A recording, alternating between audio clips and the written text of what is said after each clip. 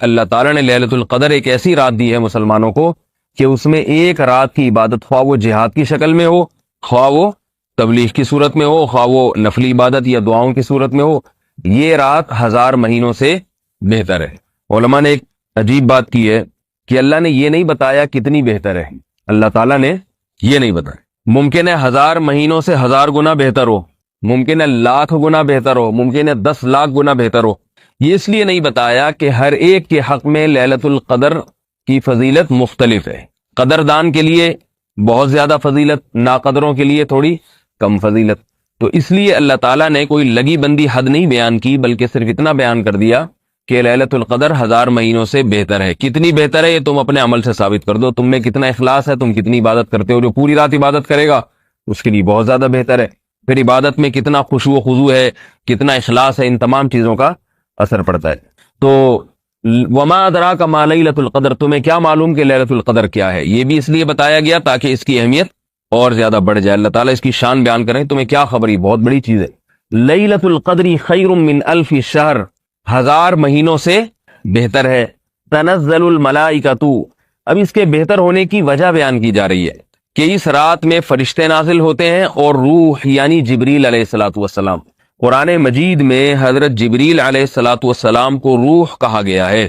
کیوں کہا گیا ہے یہ میں بعد میں بتاؤں گا، پہلے اس بات کی دلیل کہ یہاں روح سے کون مراد ہیں، جبریل۔ یہ اس بات کی دلیل یہ کہ قرآن مجید میں دوسرے مقام پر بھی حضرت جبریل کو روح کہا گیا ہے۔ سب کو پتا ہے کہ وہی لے کر کون آتے تھے، جبریل علیہ السلام۔ قرآن میں اللہ نے فرمایا نزل بہ الروح الامین، اس قرآن کو لے کر نازل ہوئے ہیں روح امین، امانت دار روح۔ تو اللہ نے جبریل کو کیا کہا وہاں پہ، روح کہا، روح سے۔ اسی طرح حضرت مریم علیہ الصلاۃ والسلام کے پاس جو بیٹے کی بشارت لے کر آئے تھے وہ بھی جبریل علیہ السلام آئے تھے، فرشتے تھے، انسانی شکل میں آئے تھے، سب کو معلوم ہے یہ بات۔ تو اللہ نے وہاں بھی جبریل علیہ السلام کو روح سے تعبیر کیا ہے۔ فَأَرْسَلْنَا، سورہ مریم میں، فَأَرْسَلْنَا إِلَيْهَا رُوحَنَا فَتَمَثَّلَ لَهَا بَشَرًا سَوِيًّا، فرمایا ہم نے اپنی روح بھیجی ان کے پاس۔ اپنی روح کا مطلب یہ نہیں کہ اللہ کے کوئی معاذ اللہ جسم ہے جس میں روح ہے، جیسے ہمارا ایک جسم الگ ہے، روح ایک الگ ہے۔ اپنی طرف اللہ نے نسبت ایسے کی ہے ان کی شان بیان کرنے کی، جیسے اپنا فرشتہ، میرا فرشتہ ہے جو میرے لیے خاص ہے۔ فرشتوں میں بھی تو درجات ہیں نا، بعض فرشتوں کا مقام بہت زیادہ اونچا ہے، بعض فرشتوں کا مقام کم ہے۔ تو فرشتوں میں سب سے افضل ترین فرشتے حضرت جبریل علیہ الصلوۃ والسلام، جن کا مقام جیسے انسانوں میں سب سے اونچا مقام پیغمبروں کا ہوتا ہے، پیغمبر سے زیادہ کوئی آگے نہیں نکل سکتا، تو فرشتوں میں بھی سب سے اونچا مقام 4 فرشتوں کا ہے، جبریل، اسرافیل، عزرائیل اور میکائیل۔ یہ 4 فرشتوں کا سب سے زیادہ اونچا مقام ہے، اور ان چاروں میں بھی پھر سب سے زیادہ اونچا مقام حضرت جبریل علیہ الصلوۃ والسلام کا ہے۔ تو اللہ تعالیٰ نے حضرت جبریل کو روح سے تعبیر کیا، نزل بہ الروح الامین۔ اسی طرح قرآن میں ایک اور جگہ حضرت عیسیٰ علیہ السلام کے بارے میں آتا ہے وَأَيَّدْنَاهُ بِرُوحِ الْقُدُسِ، ہم نے عیسیٰ ابن مریم کی تائید کی، ان کو طاقت بخشی مقدس روح کے ذریعے۔ تو یہاں بھی مقدس روح کون ہے، جبریل علیہ السلام۔ حضرت جبریل علیہ الصلوۃ والسلام کے ذریعے تقویت دی۔ کیسے، فرشتے جو دل پر، ان مومن کے دل پر فرشتے نازل ہوتے ہیں، قرآن مجید میں آتا ہے تتنزل علیہم الملائکہ اللہ تخافوا ان الذین قالوا ربنا اللہ ثم استقاموا تتنزل علیہم الملائکۃ اللہ تخافوا ولا تحزنوا۔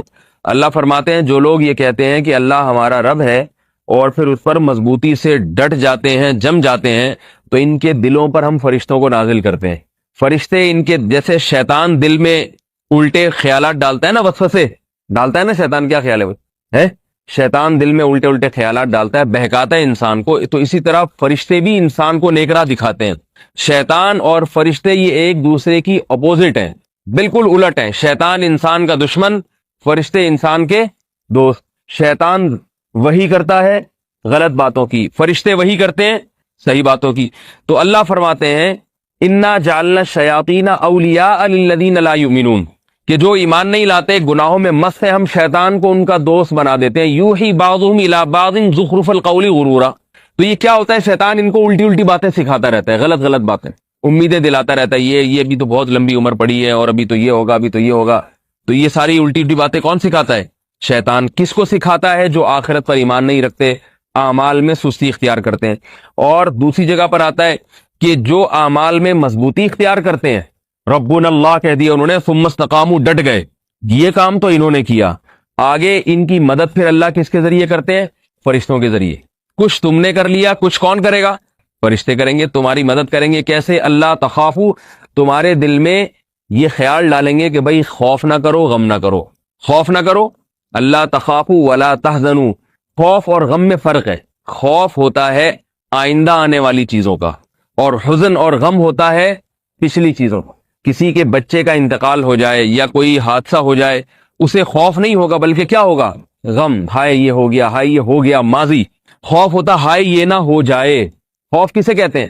یہ نہ ہو جائے، آگے چل کے یہ نہ ہو جائے، یہ نہ ہو جائے، یہ نہ ہو جائے، یہ نہ ہو جائے، کاروبار میں نقصان نہ ہو جائے، فلاں جو ہے فلاں میرے عزیز کا انتقال نہ ہو جائے، وہ مریض کہیں مر نہ جائے، ایسا نہ اسے شفا نہ ملے۔ مستقبل کی چیزوں پہ کیا ہوتا ہے انسان کو؟ خوف۔ تو اللہ فرماتے ہیں کہ جو لوگ دین پر مضبوطی سے چلتے ہیں، ہمت کرتے ہیں، دیکھو جو دین پہ نہیں چل رہا اسے خوف بھی ہوتا ہے، غم بھی ہوتا ہے۔ غم ماضی کی چیزوں پر ہوتا ہے کہ یار میں یہ کر لیتا تو آج یہاں نہ بیٹھا ہوا ہوتا، میں کہاں چلا جاتا، امریکہ میں گھوم رہا ہوتا، آج میں یوں کر لیتا تو یوں ہو جاتا ہے، یوں کر لیتا تو یوں ہو جاتا۔ اس کو یہ ماضی میں جو اس کے نقصانات ہوئے ان پہ سوچ سوچ کے غمزدہ بھی ہوتا ہے، خوف بھی ہوتا ہے مستقبل کا۔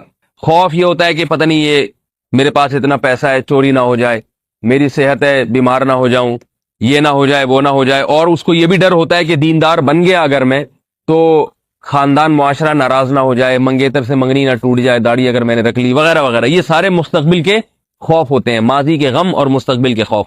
تو اللہ فرماتے ہیں کہ جب کوئی ہمت کر لینا کہ بس میں نے تو چلنا ہے دین پہ، کسی نے ناراض ہونا ہے تو ہو، نہیں ہونا ہے تو نہ ہو، مجھے اس کی پرواہ نہیں ہے، تو اس کے دل میں جو خوف اور غم کی کیفیات تھیں، یہ کیفیات بھی اللہ آہستہ آہستہ ختم کر دیتے، ہمت بڑھا دیتے ہیں اس کی۔ اور فرشتے اس کے دل میں القاء کرتے ہیں لا تخافوا ولا تحزنوا، پچھلی بات کا غم نہیں ہے، جو ماضی میں ہو گیا ہو گیا۔ کیونکہ اللہ تعالیٰ جب بھی مسلمان کو کوئی غم دیتے ہیں اس کی تلافی کر دیتے ہیں، اس کے اعمال میں ثواب ڈھیر سارا بھر دیتے ہیں، تو اسے یہ غم نہیں ہوتا پچھلی بات پر کہ بھائی اگر کچھ حادثہ ہو بھی گیا تو اللہ نے حادثہ کیا میرے ساتھ، وہ اس کا نعم البدل مجھے دے گا، فائدہ ہی ہوگا، اس کا نقصان نہیں ہوگا۔ اور آئندہ آنے والی چیزوں کا غم بھی نہیں ہوتا، خوف بھی نہیں ہوتا۔ خوف کیا؟ زیادہ زیادہ یہ نہ مر جاؤں گا، بھائی اس سے بڑا غم تو دنیا میں کوئی نہیں ہے نا۔ اگلے ہفتے سے انگلش میں انشاءاللہ، پھر اردو سمجھ میں نہیں آ رہی آپ لوگوں کو۔ اس سے بڑا کوئی غم ہے کہ مر جاؤں گا؟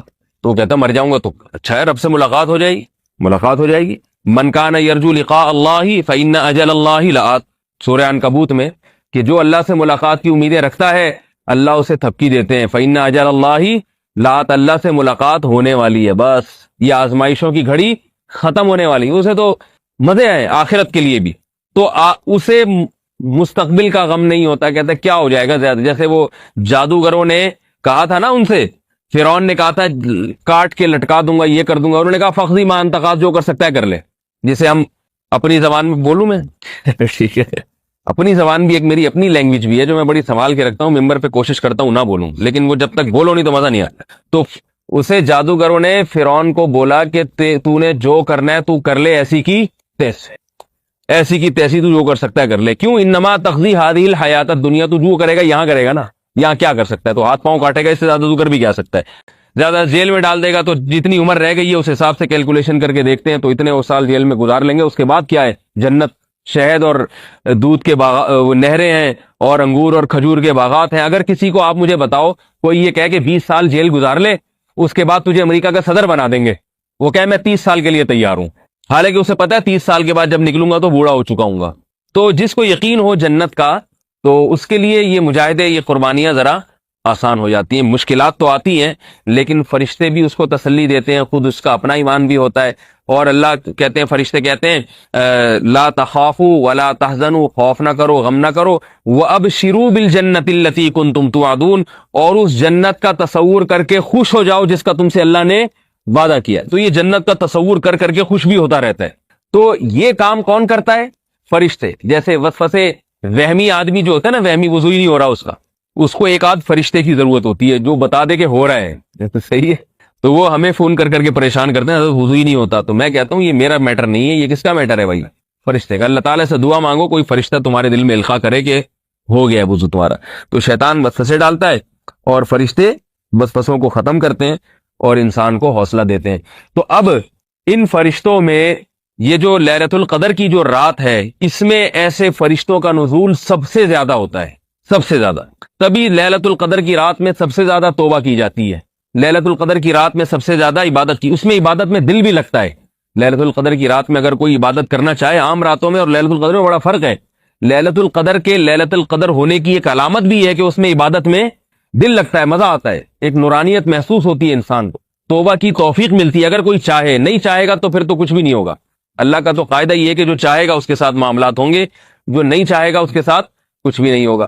تو اللہ اس کی عظمت بیان کر رہے ہیں. تنزل الملائکۃ، اس رات فرشتے نازل ہوتے ہیں، والروح، اور روحاں. تو میں بتا رہا تھا کہ اللہ نے کس کو روح کہا ہے، ایک تو اس کی دلیل ہو گئی کہ نزل بہ الروح الامین فارسلنا الیہا روحنا، ہم نے حضرت مریم کی طرف اپنی روح کو بھیجا. اپنی کی طرف یہ محبت کے لیے، ان کی عظمت بیان کر، میری روح یعنی میرے فرشتے تھے، گویا میری روح جی جو ان کے پاس گئی ہے.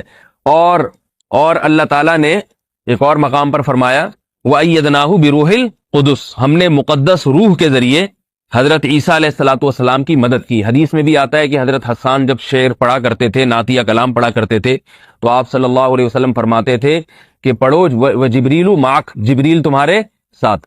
تو پتہ یہ چلتا ہے کہ جو اچھا شاعر ہوتا ہے، اچھا خطیب ہوتا ہے، اچھا واعظ ہوتا ہے، کچھ تو اس کے اپنے کمالات ہوتے ہیں اور کچھ فرشتے بھی اس کے دل میں مضامین القاء کرتے ہیں. کیونکہ وہ اچھا کام کر رہا ہے تو فرشتے بھی اس کے دل میں مضامین ڈالتے رہتے ہیں. سمجھ رہے ہو بات کو؟ جیسے حضرت حسان مشرکین مکہ نبی کی شان میں غلو کیا کرتے تھے، نبی کی حجب کیا کرتے تھے، برائی کرتے تھے شعر و شاعری میں. حضرت حسان ان کا جواب دیتے تھے تو آپ صلی اللہ علیہ وسلم حضرت حسان کو ممبر پہ کھڑا کر کے کہتے کہ شعر کہو، جبریل تمہارے ساتھ. کچھ تو تمہاری زبان ہوگی، کچھ جبریل کی بھی مدد ہوگی تمہاری، وہ بھی تمہارے دماغ میں شاعری ڈالیں گے. تو اچھے کلام یا اچھی خطابت یا اچھا آواز، اس میں بعض دفعہ فرشتوں کی مدد انسان کے ساتھ ہوتی ہے، اور ان فرشتوں میں جبریل کی مدد خاص طور پہ ہوتی ہے. حضرت جبریل علیہ الصلوۃ والسلام بھی دل میں مضامین ڈالتے ہیں. یہ جو بزرگوں سے آپ نے سنا ہوگا نا کہ بس ایک یہ الہامی نقطہ ہے. بعض دفعہ ایسی باتیں ہمارے اکابر، ہمارے بزرگان دین اپنی کتابوں میں لکھتے ہیں جو عام طور پر کتابوں میں ملتی نہیں، لیکن ہوتی بڑی زبردست ہے. وہ ہوتی بڑی زبردست ہے. ان کے بارے میں کہا جاتا ہے تو بھئی الہامی بات معلوم ہوتی ہے. الہامی یہ ایسی بات نہیں ہے جہاں انسانی دماغ اتنے آرام سے وہاں پہنچ جائے.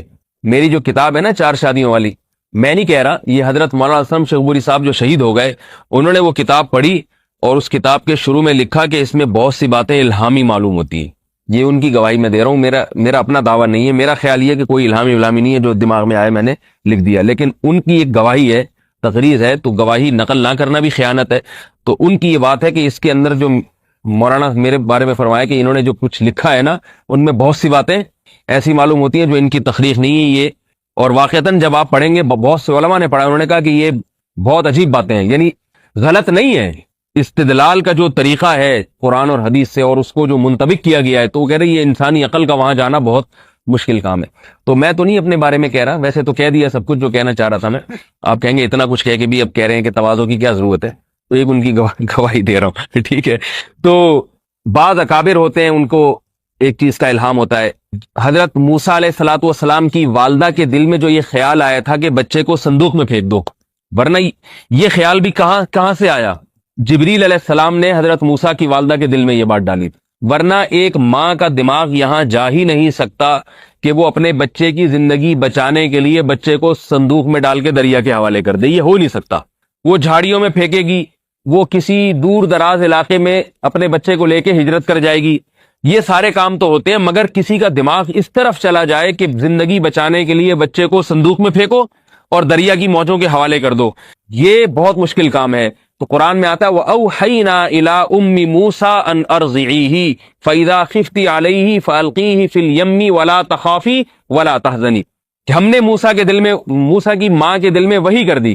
اور ظاہر ہے اللہ نے کس کے ذریعے کی وحی؟ جبریل، کیونکہ اللہ وحی کے لیے حضرت جبریل علیہ السلام کو حکم دیتے ہیں.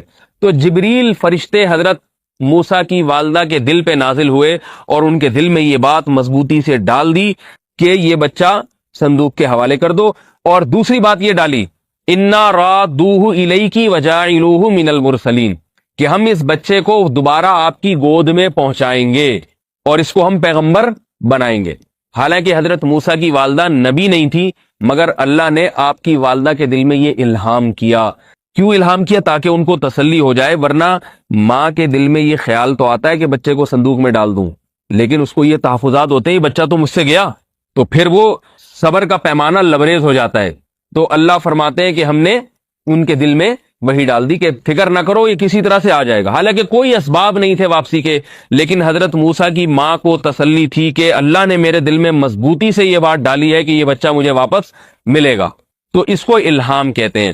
اور اللہ نے فرمایا کہ ہم نے جب موسیٰ علیہ السلام کو جب ان کی ماں کی گود میں دوبارہ پہنچایا تو یہ اس میں ایک حکمت یہ بھی تھی، وَلِتَعْلَمْ أَنَّ وَعْدَ اللَّهِ حَقٌّ، اس کو یقین آ جائے کہ اللہ جو وعدہ کرتا ہے وہ سچا کرتا ہے۔ تو اب پتہ چلا کہ اس الہام کو اللہ نے وعدے سے تعبیر کیا، اتنا مضبوط الہام تھا کہ حضرت موسیٰ کی والدہ کو یقین ہو گیا تھا کہ یہ اللہ کی طرف سے ہے، یہ کوئی شیطانی وسوسہ نہیں، اور اللہ کا وعدہ ہے کہ پہنچائیں گے۔ تو اس سے یہ بھی پتہ چلتا ہے کہ اہل اللہ پر بعض دفعہ بہت مضبوط الہام بھی ہوتا ہے، یہ برحق ہے۔ ہمارے ہاں بعض اہل حدیث حضرات غلو کرتے ہیں توحید کے معاملے میں اور الہام کے وجود ہی کا انکار کر دیتے ہیں، جیسے بہت سارے صوفیہ کرام کو الہام ہوا کسی چیز کا، وہ انکار یہ شرک ہے، شرک ایسا نہیں ہے۔ الہام کا وجود جبریل کے ذریعے غیر بشر کو وحی کا جو نازل ہونا ہے یہ بھی قرآن اور حدیث سے ثابت ہے۔ البتہ اس وحی میں اور پیغمبر کی وحی میں فرق کیا ہے؟ فرق یہ ہے کہ یہ وحی ظنی ہوتی ہے، 100% یقینی نہیں ہوتی، سمجھ رہے ہو بات کو؟ اور پیغمبر کی وحی 100% یقینی۔ یہ جو وحی ہے یہ بعض دفعہ اس کے حق میں تو یقینی ہوتی ہے جس پر نازل ہو رہی ہے، یہ جو امتیوں پر وحی ہوتی ہے۔ جیسے حضرت موسیٰ کی ماں کو جب اللہ نے وحی کی نا، یہ بہت اہم موضوع ہے، اس کو سمجھیں اچھی طرح سے۔ حضرت موسیٰ کی ماں کے دل میں وحی ہوئی کہ ہم اس کو واپس لوٹائیں گے، تو حضرت موسیٰ کی ماں کو تو 100% یقین تھا اللہ کی طرف سے ہے، لیکن اگر حضرت موسیٰ کی ماں کسی دوسرے کو بتاتی کہ مجھے اللہ کی طرف سے الہام ہوا ہے تو دوسرے پر اس کا یقین کرنا فرض نہیں تھا، بلکہ وہ یہ کہہ سکتا تھا کہ ممکن ہے آپ کا اپنا دماغی تخیل ہو، آپ کا خیال ہے اگر اللہ کی طرف سے حقیقت میں نہ ہو، دوسرے پر ایمان لانا ضروری نہیں ہے، کیونکہ اس کے دل کی کیفیات وہی جانتا ہے، دوسرا نہیں جانتا۔ حضرت مریم علیہ السلام کے پاس جب جبریل آئے اور وحی کی کہ آپ کو بیٹا ملے گا اور نبی ہوگا، تو حضرت مریم کو تو یقین ہو گیا کہ یہ وحی اللہ کی طرف سے ہے، مگر دوسرے کے لیے اس پر یقین کرنا جائز نہیں ہے۔ ہم نے کیوں یقین کیا؟ اس لیے کہ اس کو نقل کرنے والا اللہ تعالیٰ ہے۔ اب ہمیں یقین ہے کہ حضرت موسیٰ کی ماں کے دل میں جو وحی تھی وہ اللہ کی طرف سے تھی، اور حضرت مریم کو جو جبریل وحی لے کر آئے وہ کس کی طرف سے تھی؟ اللہ کی طرف سے۔ کیوں؟ اس لیے کہ اللہ نے قرآن میں اس کو ذکر کر دیا ہے۔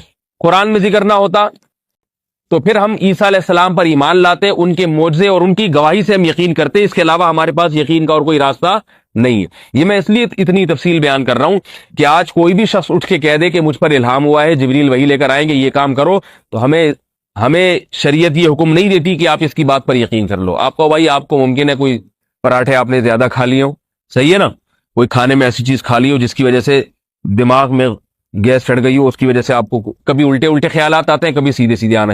گیس جب دماغ میں چڑھتی ہے تو کچھ نہ کچھ الٹا ہوتا ہے۔ اب پہلے سے سیدھا تھا تو وہ سیدھا الٹا ہو جاتا ہے، پہلے سے الٹا تھا یہ آدمی تو اب اس کو سیدھے خیالات آنا شروع ہو جاتے ہیں۔ سمجھ رہے بات کو؟ اچھے خیالات جب آئیں گے جب پہلے سے الٹے کام ہو رہے ہیں، اب اچھے ہو جائیں گے، کچھ تو ہوگا نا، اور پہلے سے اچھے تھے تو اب کیا ہو جائیں گے؟ الٹے ہو جائیں گے۔ اس لیے جو پیر فقیر جو ننگ دھڑنگ بولتا ہے کہ مجھ پہ یہ الہام ہو رہا ہے، بولا تجھ پہ ہو رہا ہے، ہمیں کوئی ضروری نہیں ہے، ہمیں سیدھا علماء سے ہم نے دین سیکھنا ہے، ہمیں آپ کے الہامات کی ضرورت نہیں ہے۔ اور ویسے بھی وہی جب کامل ہو چکی ہے اور نبی صلی اللہ علیہ وسلم پر پورا دین نازل ہو چکا ہے تو ہمیں اب کسی کے الہامات کو فالو کرنے کی ضرورت نہیں ہے۔ ہاں، اگر کوئی نیک بزرگ ہے، اللہ والا ہے، گناہوں سے بچتا ہے، وہ یہ کہہ رہا ہے کہ مجھے یہ الہام ہوا ہے، تو ہم یہ کہہ سکتے ہیں بھائی ہو سکتا ہے صحیح ہوا ہو سکتا ہے، اس کو جھوٹا اور کذاب نہیں کہیں گے ہم، بھائی ممکن ہے اللہ کی طرف سے آپ کے ساتھ معاملہ ہوا ہو، لیکن ہم تو ہمارے لیے حلال و حرام کا مسئلہ ہم کس سے پوچھیں گے؟ ہم علماء سے پوچھیں گے۔ اور یہ بھی یاد رکھیں، الہام سے حلال و حرام ثابت نہیں ہوتا۔ کسی کو الہام ہوا نا کہ یہ کام حلال ہے تو مفتیوں سے پوچھا جائے گا کہ یہ الہام صحیح ہے یا غلط ہے۔ اگر وہ حلال ہے تو اس کے الہام سے حرام نہیں ہوگا، اگر حرام ہے تو کسی کے الہام سے حلال نہیں ہوگا۔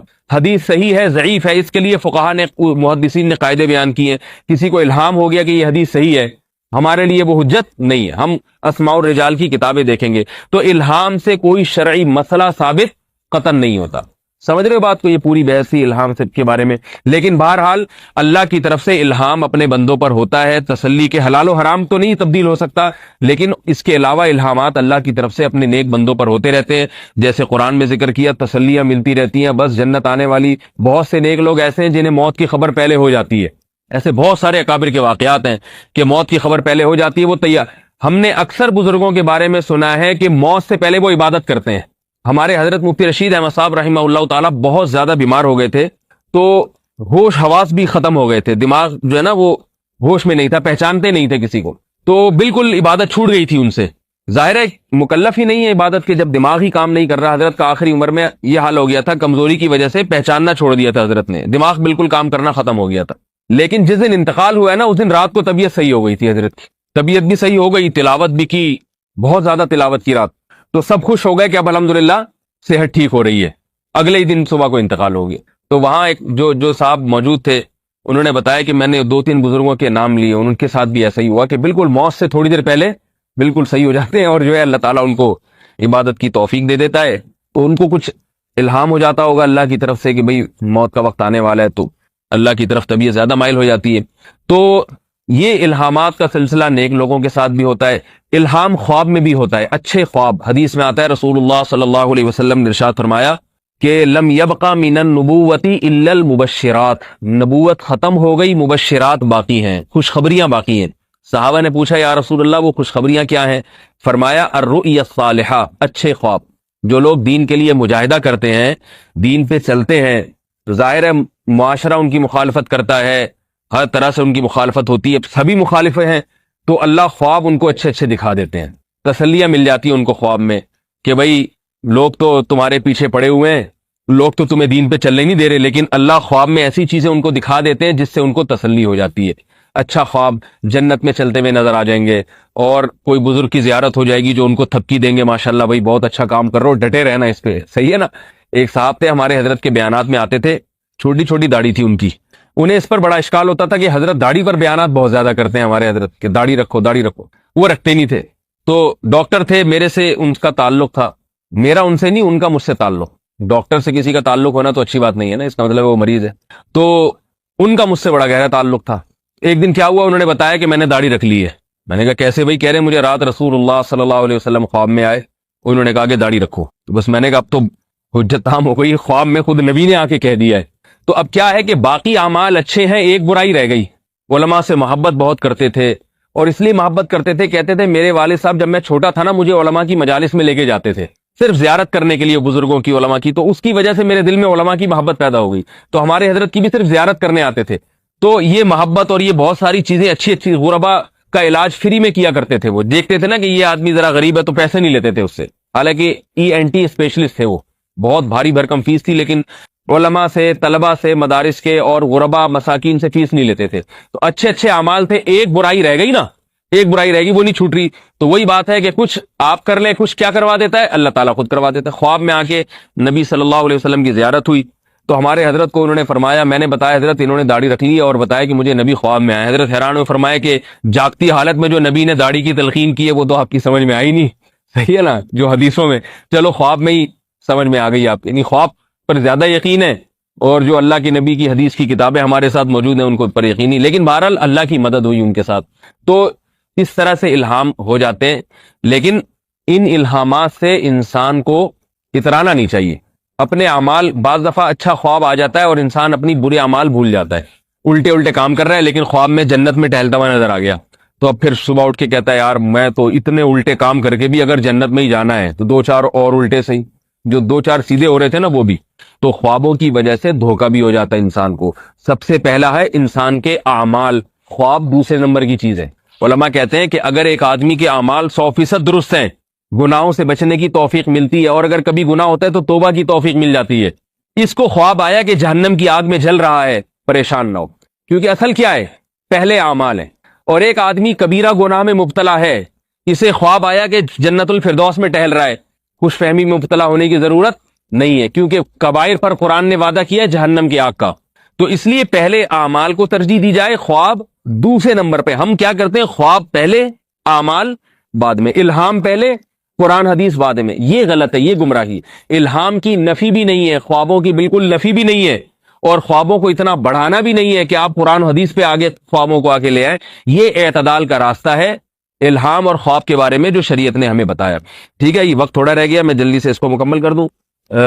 میرا خیال ہے ایک مکمل ہو گیا ہے نا، تو اگلے ہو گیا، ٹائم مکمل ہو گیا، بس صحیح ہے، 45 منٹ سے زیادہ نہیں ہوگا، ورنہ مجھے بھی کوئی ایسا نہ ہو الہامات ہونا شروع ہو جائیں۔